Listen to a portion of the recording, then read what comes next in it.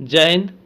यह बिहार बोर्ड कक्षा 6 हिंदी किसलें अध्याय 7 और यह भाग 2 है। वीडियो का भाग 2 है।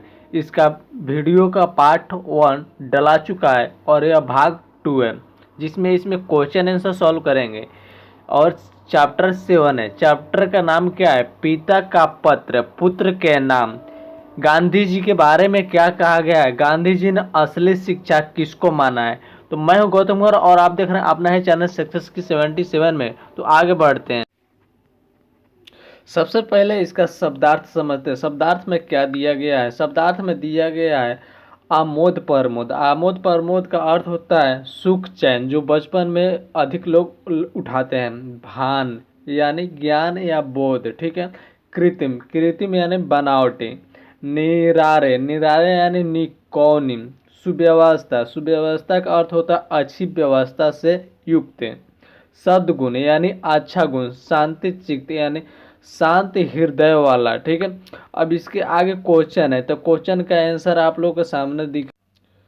तो ये रहा आपका अभ्यास के प्रश्न एवं उत्तर पार्ट्स 1 में। प्रश्न में क्या दिया गया? गांधी जी ने पत्र के माध्यम से अपने पुत्र को क्या शिक्षा दी? तो गांधी जी ने पत्र के माध्यम से अपने पुत्र को दायित्व का निर्वाह शांति चित्त तथा आनंद पूर्वक करने, सद्गुणों को ग्रहण करने, सुबह शाम प्रार्थना करने, आचार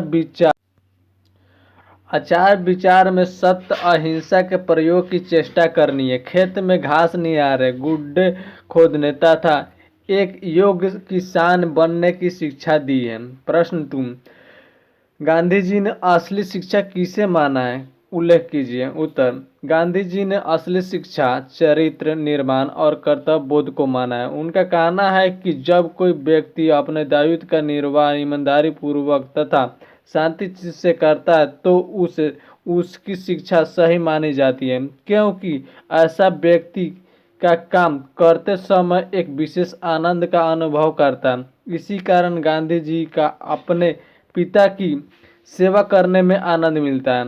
ये नहीं कि सेवा कीजिए तो आप पैसे के लोभ लालच में सेवा कीजिए, और ऐसा सेवा सेवा नहीं कहा जाता है। सेवा आपको उसमें मन लगे और लगन हो और आनंद मिले, वही सेवा असली सेवा माना जाता है। प्रश्न नंबर 3, गांधी जी ने पत्र के माध्यम से किन किन बातों को महत्वपूर्ण माना गया है? गांधी जी ने पत्र के माध्यम से अपनी आत्मा का, अपने आप का और ईश्वर का सच्चा ज्ञान प्राप्त करना, इन तीनों को महत्वपूर्ण माना गया है। बा उपनाम से किन्हें जाना जाता है? बा उपनाम से गांधी जी की पत्नी कस्तूरबा को जाना जाता है। इसमें आपका प्रश्न नंबर रह गया 5 में क्या दिया गया है? निम्नलिखित प्रश्नों के 4 विकल्प दिए गए हैं। सही विकल्प वे सामने सही का निशान लगाएं। क में, गांधी जी ने अपने चित्र जिस पुत्र को पत्र लिखा उसका क्या नाम था? ठीक है, गांधी जी ने अपने जिस पुत्र को पत्र लिखा उसका क्या नाम था? तो उसका नाम क्या था? तो क के आप में 2 में देख लीजिए, क के तो मनीलाल गांधी, ठीक है। गांधी जी ने यह पत्र कहाँ से लिखा था? तो गांधी जी ने पत्र कहाँ से लिखा था? तो प्रिटोरिया जेल से लिखा था। गांधी जी ने यह पत्र कब लिखा था? तो गांधी जी ने यह पत्र कब लिखा था? 1909 में लिखा था।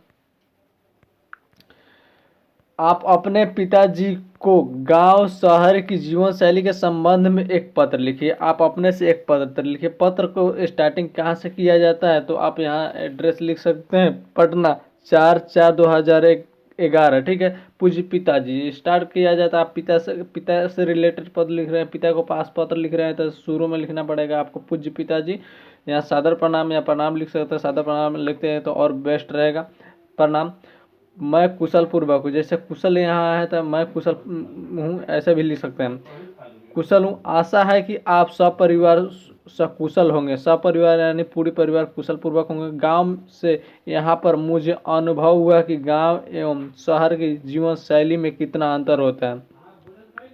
इसी इसी के विषय में यह लिख रहा हूँ, ठीक है। इसी के विषय इसी के विषय में लिख रहे हैं, ग्रामीण जीवन शैली जो सामान्य, सहज एवं स्वाभाविक होती है, जबकि शहरी जीवन शैली कृत्रिम, सामान्य तथा व्यवस्थित पूर्ण होती है। ग्रामीण लोगों को अन्न, जल, दूध तथा सब्जी शुद्ध मिलते हैं, किंतु शहर में अशुद्ध एवं मिलावटी वस्तुएं मिलती हैं। गांव में सभी अभी भी सामाजिक संबंध कायम है, किंतु शहर में इस संबंध का पूर्ण अभाव है, यानी अभाव है। ठीक है, जैसे आप देहात में रिलेशन का आपका कोई भी आदमी आएगा तो आप उनके साथ कुछ समय बिताएंगे, लेकिन शहरों में ऐसा नहीं देखने को मिलता है। शहर में आप आए तो आपको वहीं पर रहना है, आपके साथ पूरा समय नहीं देंगे शहर के लोग इस तरह करते हैं और वो अपने काम में लग जाएंगे। शहर में चकाचौंध एवं चमक दमक देखने को मिलते हैं, लेकिन गांव में इसका अभाव है। ठीक है, यानी गांव में इसका अभाव है, क्योंकि जितना चमक दमक शहर में रहता है उतना चमक दमक गांव में नहीं मिलेगा, आपको लाइट उतनी नहीं मिले, जिससे जाहिर होता है कि गांव में गरीबी, पिछड़ापन एवं अशिक्षा है। इसीलिए गांव की जीवन शैली में समानता स्तर की है, यानी साधारण आपको मिलेगा गांव शहर के अपेक्षा। माता जी को प्रणाम, यानी लास्ट में आप लिख रहे हैं चिट्ठी तो उसको लास्ट में आप यहाँ लिख सकते हैं, माता जी को प्रणाम, गोलियों भोलू को प्यार, यानी आप उसको अपना प्यार दिखा रहे हैं। छोटे बच्चों को बोला जाता है। ठीक है, अवध। ठीक है, जगह का नाम हुआ। ठीक है, कृषा निवास पटना, यानी पटना से लिख रहे हैं, आपका प्रिय पुत्र अवध। ठीक है, प्रश्न नंबर 2, आप अपने गांव के किसान के बारे में लिखिए, यानी आप अपने बारे में लिखिए या अपने आस पड़ोस के किसी भी के बारे में आप लिख सकते हैं, या छात्र स्वयं करेंगे। प्रश्न नंबर 3, क्या हमें पत्र लिखना चाहिए? हाँ तो क्यों, नहीं तो क्यों नहीं, दोनों में लिखना ही है। ठीक है, तो इसमें हम समझाते हैं क्यों लिखना चाहिए, क्यों नहीं लिखना चाहिए, इसका कारण क्या है।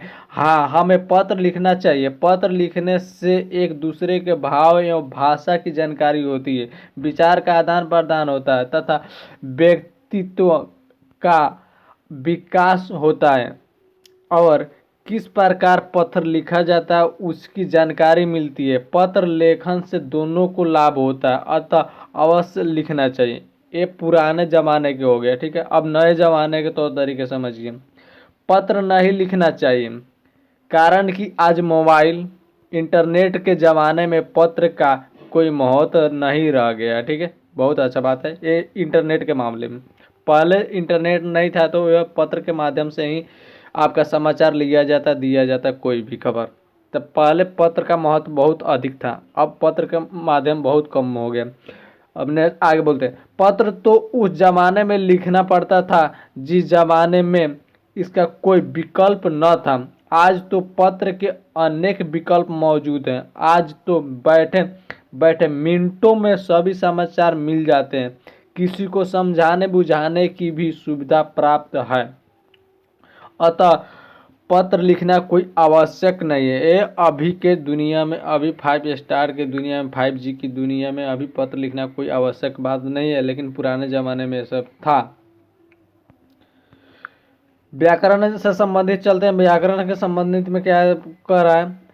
प्रश्न नंबर 1, निम्नलिखित शब्दों को अपने वाक्य में प्रयोग कीजिए। ठीक है, तो पत्र यानी आपका पत्र कल मिला। ठीक है, एक शब्द बन गया। ठीक है, यानी एक शब्द ये है, ये एक वाक्य बन गया। ये भी एक शब्द है, इसको एक वाक्य बनाना है। तो शिक्षा का अर्थ सही ज्ञान प्राप्त करना होता है। आश्रम का मतलब गुरु जी के आश्रम में ही श्री कृष्ण एवं सुदामा पढ़ते थे। जिम्मेवारी यानी रमेश अपनी जिम्मेवारी का निर्वाह सही ढंग से करता है। ठीक है, महत्वपूर्ण, शरीर का महत्वपूर्ण अंग आँख है। गरीबी यानी गरीबी में सच्चे सुख की प्राप्ति होती है। आनंद, हिमालय की यात्रा में बड़ा आनंद आया। जेल, अनेक स्वतंत्रता सेनानी जेल में ही मर गए। चेष्टा, अच्छी आदत डालने की चेष्टा करनी चाहिए। सुख, दूसरे के सहयोग करने में सच्चे सुख का भान होता है। अब प्रश्न नंबर 3 हम 2 को छोड़ चुके हैं, 3 में आ चुके हैं। ठीक है, नीचे कुछ भाववाचक संज्ञा दी गई है, इससे विशेषण बनाकर उनका अपने वाक्य में प्रयोग कीजिए। ठीक है, इसको विशेषण बनाकर वाक्य में प्रयोग करना है। ठीक है, तो देखिए महत्व है आमतौर पर। ठीक है, इसका विशेषण हुआ महत्वपूर्ण। ठीक है, अब इसको वाक्य बनाना है, तो वाक्य क्या है, छात्रों ने महत्वपूर्ण प्रश्नों का उत्तर नहीं दिया। ठीक है, ये हुआ साधारण। निश्चय, अब इसको विशेषण बना दिए निश्चित। अब इसका वाक्य बन गया, हर बात की निश्चित सीमा होती है। उपयोग, उपयोगी, गाय एक उपयोगी पशु है। सहानुभूति, तो सहानुभूति पूर्वक, महेश की समस्या पर सहानुभूति पूर्वक विचार करना चाहिए। मानव, मानवीय, आज मानवीय गुणों का लोप होता जा रहा है। कुछ करने को, गांधी जी के जीवन से संबंधित कुछ मुख्य बातें को अपनी कक्षा में सुनाइए। छात्र ये काम स्वयं करेंगे। प्रश्न नंबर 2, अन्य पत्र जो महापुरुषों द्वारा लिखे गए हैं संकलन कीजिए तथा उसे अपनी कक्षा में प्रदर्शित कर शिक्षकों और मित्रों में चर्चा कीजिए। यानी मित्रों से आपको चर्चा करना है। छात्र महापुरुषों के पात्रों को संकलित करें तथा कक्षा में इसको चर्चा कीजिए।